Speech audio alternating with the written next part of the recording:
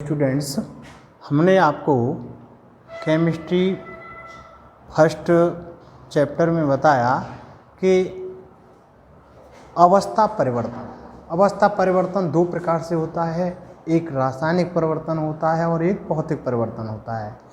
रासायनिक परिवर्तन में तत्व के संगठन और गुणों में अंतर आ जाता है, ऐसे परिवर्तन को हम रासायनिक परिवर्तन कहते हैं। और भौतिक परिवर्तन में उनके गुणों में और संगठनों में कोई परिवर्तन नहीं आता है, तो ऐसे परिवर्तन को हम भौतिक परिवर्तन कहते हैं। इसी तरह से आपको हमने बताया था कि अवस्था परिवर्तन क्या है कि जैसे मान लो ठोस से द्रव और द्रव से गैस, गैस से द्रव और द्रव से ठोस, ऐसा एक पदार्थ आपका उसको जल कहते हैं। जल क्या है? जल में तीनों अवस्थाओं में चेंज कर सकते हैं आप लोग। जब जल को हम ठंडा करते हैं तो आपने देखा होगा कि जो बर्फ़ की सिल्लियाँ होती हैं वो ठोस होती हैं और सॉलिड अवस्था में हो जाता है, और जब इसको हम गर्म करते हैं तो द्रव अवस्था में, और ज़्यादा हीट करें तो ये गैसीय अवस्था में चेंज हो जाता है। इसी तरह से कुछ पदार्थ ऐसे भी होते हैं जो,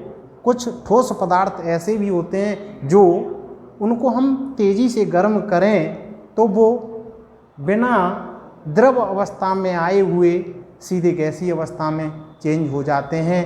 तो इस क्रिया को हम ऊर्ध्वपातन की क्रिया कहते हैं। और जो पदार्थ ऐसे गुण या क्रिया को प्रदर्शित करते हैं उन्हें हम ऊर्ध्वपातज पदार्थ कहते हैं। तो इसकी हम आपको इस वीडियो में ऊर्ध्वपातन के बारे में बता रहे हैं बेटा कि ऊर्ध्वपातन सब्लिमेशन, इंग्लिश में इसको सब्लिमेशन कहते हैं, हिंदी में ऊर्ध्वपातन कहते हैं। तो हम इनकी डिफाइन कैसे कर सकते हैं? देखो, कुछ ठोस पदार्थ ऐसे होते हैं जो तेजी से गर्म करने पर बिना द्रव अवस्था में आए, बिना द्रव अवस्था में, मीन्स समझ रहे हैं ना कि द्रव अवस्था में नहीं आते हैं, बिना द्रव अवस्था में आए हुए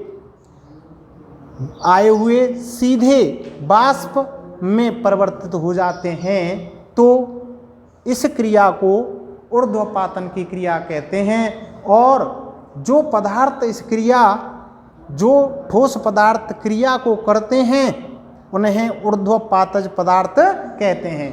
जैसे नौसादर को यदि हम गर्म करें तो नौसादर ठोस अवस्था में होती है, और इसको हम तेज़ी से गर्म करें तो ये द्रव अवस्था में चेंज नहीं होगी बल्कि सीधे गैसीय अवस्था में चेंज हो जाएगी। इसी तरह से आपने देखा होगा जब कहीं पूजा करते हैं तो आप कपूर की जो गोलियां आती हैं गर्म करने पर क्या है, द्रव अवस्था में नहीं बदलती हैं और वो सीधे ही गैसीय अवस्था में बदल जाती हैं।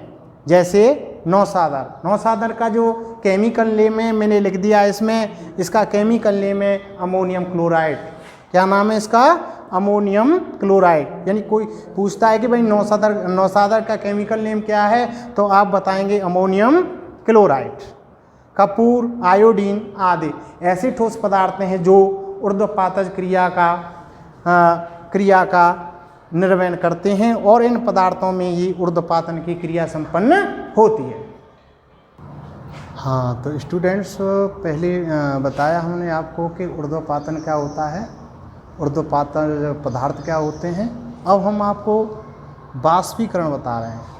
आप लोगों ने कभी अनुभव किया होगा जब कोई हम शारीरिक वर्क करते हैं तो, और वर्क करके जब हमको पसीना आने लगता है और तब हम पंखे के नीचे आकर के बैठ जाते हैं, तो आपने देखा होगा हमें बड़ी ठंडक महसूस होती है।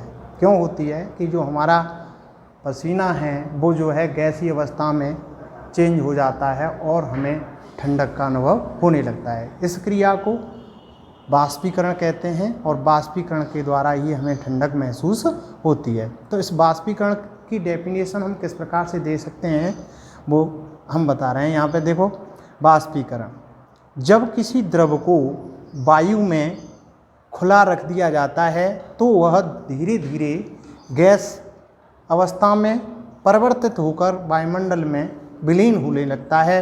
इस क्रिया को बाष्पीकरण की क्रिया कहते हैं। जैसे आप लोग देखते होंगे कपड़ों को सुखाते हैं हम, तो मतलब क्या है कि उसमें से जो द्रव है पानी हमारा गैसीय अवस्था का रूप लेकर के वायुमंडल में विलीन हो जाता है और कपड़े सूख जाते हैं। तो इस प्रकार से हम बाष्पीकरण की परिभाषा दे सकते हैं कि जब किसी द्रव को वायु में खुला रख दिया जाता है तो वह धीरे धीरे गैसीय अवस्था में परिवर्तित होकर के वायुमंडल में विलीन होने लगता है। इस क्रिया को हम बाष्पीकरण की क्रिया कहते हैं।